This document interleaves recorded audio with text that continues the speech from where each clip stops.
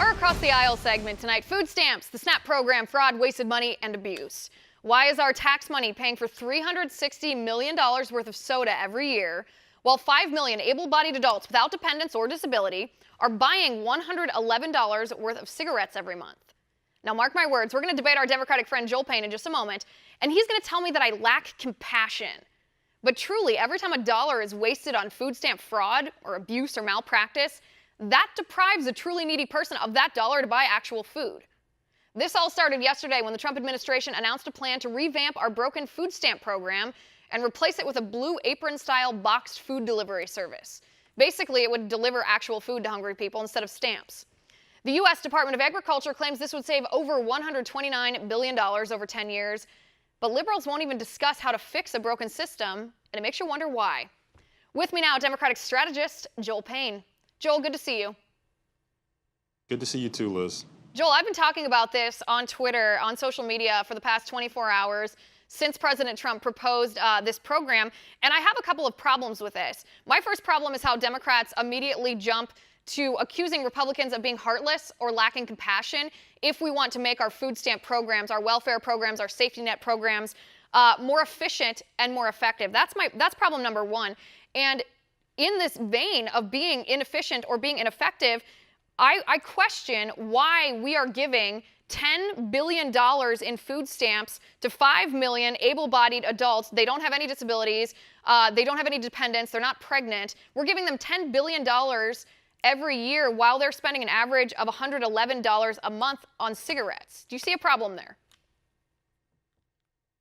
Well, there's always a problem when waste, fraud, and abuse is involved, but two things. Number one, I would never come out here and just flatly accuse you of being incompassionate, Liz, so please give me some more credit than that. Secondly, part of the problem we need to look at is the root cause, and the root cause of poverty and why folks have to rely on these types of programs is because a lot of people live in food deserts where not only do they not have access to nutritious food, but they don't have access nearby. Here in D.C., where I'm taping this interview with you, Ward 8, not far away from us, 70,000 people are serviced by one grocery store.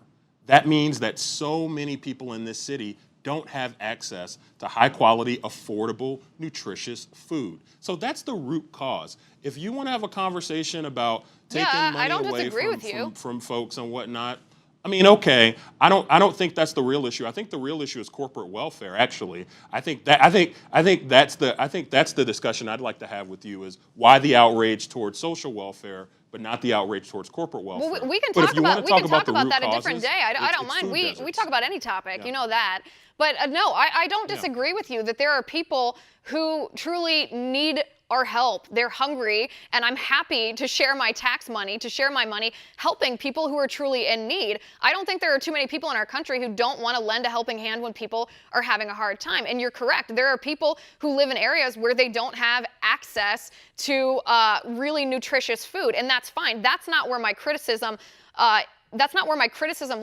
My criticism lies in the fact that it seems to me that any criticism of food stamp programs, any criticism of the ineffectiveness or inefficient or just the bad administration of these programs, the fact that in 2009, $2.2 billion worth of food stamps were just mismanaged, given to the wrong people. It was lost. That any type of criticism or requests for reform is met with just vitriol from the left. It's as if these programs are untouchable, and that's what I wanted to ask you. Why are they untouchable? Well, they're not untouchable. I mean, we've reformed welfare. We've looked at ways to do welfare better. Just look at what we did in 1996 to reform the welfare program, which, by the way, a lot of people who agree with me politically didn't like. I think there were some good things. I think there were some bad things.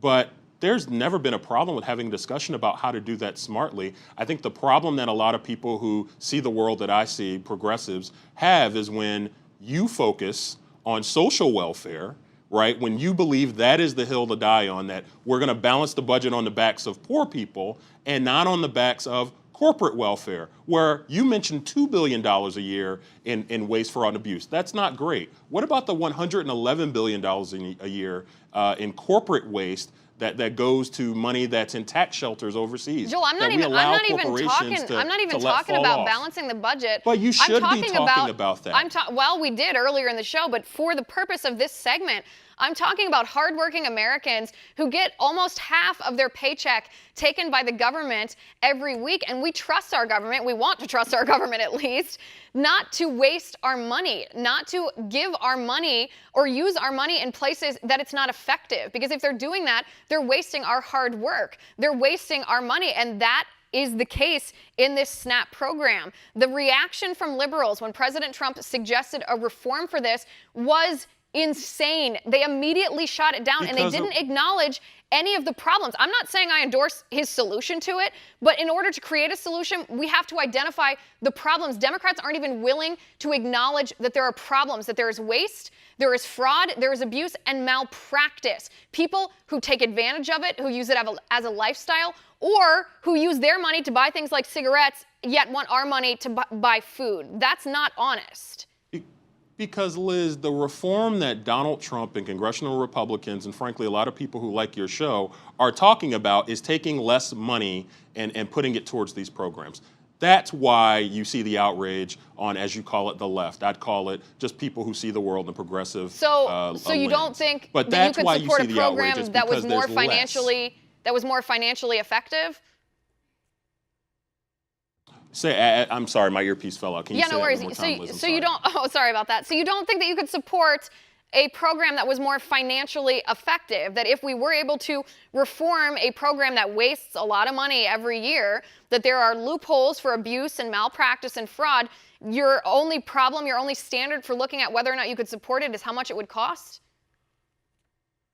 Well, my standard would be, one, I have no problem reforming any program, and I think that we should always be open to do that. But Liz, again, let's not ascribe Donald Trump's solutions to being, oh, let's do it better. He wants to do less of it because he doesn't think it's a priority. You know, budgets are moral documents. When people when people tell you how much money they want to spend in the federal budget, it tells you what their priorities are. Right. His priorities are to pay for his tax cuts and to take care of his corporate C-suite buddies. Joel, it's not to care for people who are on Medicaid or people who are in needy situations. Joel, That's it's not my priority either that's the problem. to share my money. It's not my priority for the government to force me to give my money to people who are spending their own money on cigarettes. Those are not the truly needy people. I am happy to help. I do help. But you'd rather them spend it on tax shelters over on food. I'd rather they spend their money on food. I'd rather they not take advantage of a system that is meant to help people get a leg up when they are going through hard times or when they're in difficult situations. That's what I'd rather they do. That is not a priority to me, to continue to fund a program without reform that wastes my money, that wastes your money, and that wastes the money of the hardworking Americans who watch this show and who vote. That's taking advantage of people. And I don't like when the government administers a program that does that. When the president announced his idea for a reform, it should have sparked a discussion with the left on what exactly is wrong with our SNAP program and how we could fix it. Instead, there was immediate backlash, immediate accusations of being non-compassionate and heartless, and an immediate 100% defense of a program that is not 100% defensible. That's my problem. Liz, last question for me. Why are you so concerned? Why are you offended that your money would be spent on social welfare and not on corporate welfare? I'm why offended does that bother that my money is spent on cigarettes, that someone else is spending my money without my permission on cigarettes under the guise of pretending that they need it to feed themselves. That is dishonesty. That is not true need. That is my problem. Joel, I do have to go. They're telling me in my ear very gently and very nicely, no yelling, that it is time for us to go. I'll talk to you next week.